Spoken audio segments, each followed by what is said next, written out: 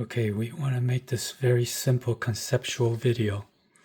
So the trend has been down, even though we had this news scandal the day of the war between Iran and US. They thought the war was over, but now the trend of the day or the direction of the day has been short, and we actually have room before sim on the 5 minute, because we're talking about this right here, which is this point right here. So we had the 1 hour bearish POI, meaning that at some point there was a swing low over here, and that's the swing low here, and we engaged it. And what we're looking for is this tension building against this main downward push, and we see this petering out, this curvature here. And then we see the sys-D right here. These green candles going up is taking out this right there. This is the 15-second chart. And sys-D right here. And then the motion.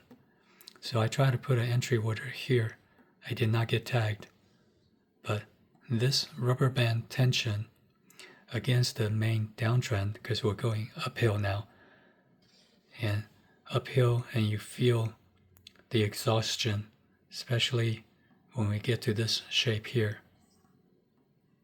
And then we have this sys-D, because this swing high gets taken up by this swing high, and this opening of this candle right there, that's the sys-D.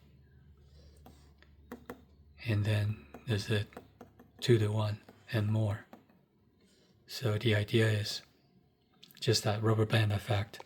It's very similar to the crude similar tension last night.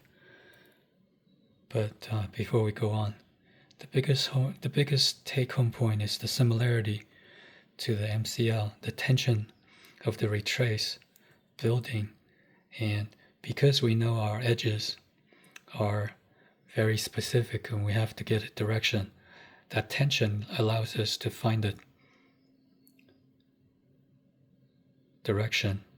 Because if the tension is building and the main trend is down, the main move wants to go down, then this tension and this rubber band is pulling it. That's the whole idea, where the sys-D becomes relevant. So the biggest take-home point is similarity to the tension of the crude last night.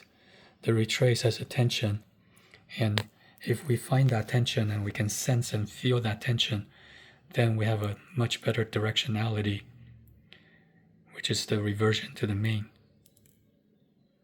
So to be very clear, the tension we seek is the tension against the main bias, the main group that's in control. So we have this card for this trade, and we have this 15-minute. We still have room to the downside. We're talking about this right here and the tension here. And this is the Iran news. Okay, and this is the crude example. We had the 1 hour going up like this, and we were following, and this is the tension against the 1 hour up move, and we got all the way to here, and then we had this slanted internal liquidity being built. Now then it broke, and it had sys-D. It had tiny sys-D right here.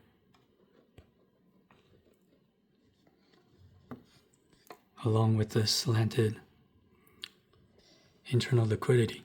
Now it did not go to target. It just dropped last night. So, but there's a tiny sys-D right here, changing the state of delivery.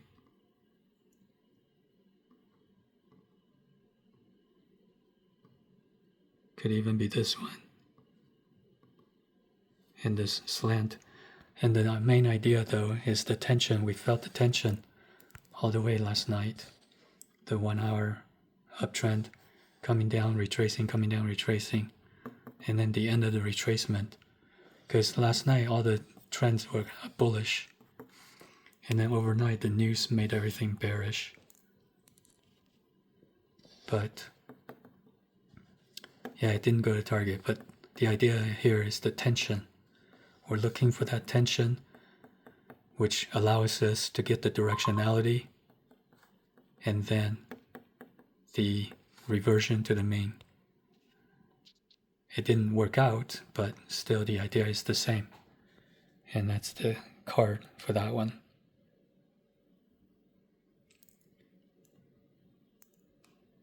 SysD manage.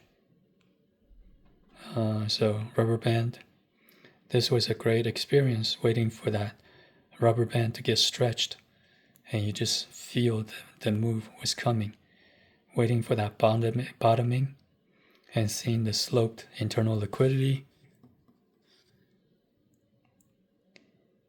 And we stalked this entry and we could feel it coming. And we have a video on that one as well.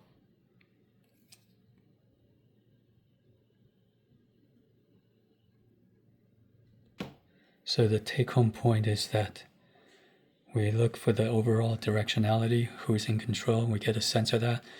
We don't always have that right, but still, even then, we can look at the tension in the rubber band, and that extreme of the rubber band allows us to get a better sense of the directionality, especially when this is a retracing move against a overall down move for the day.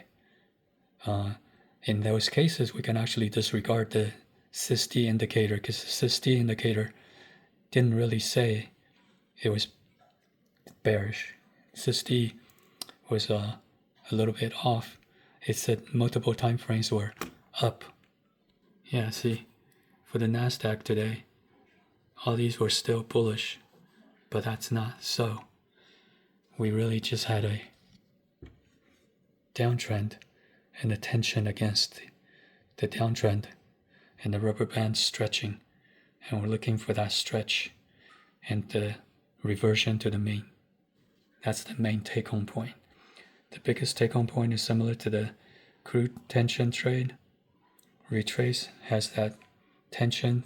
Finding that tension makes things much easier directionally, because the tension will pull price back towards the mean, back towards the main force where it wants to go.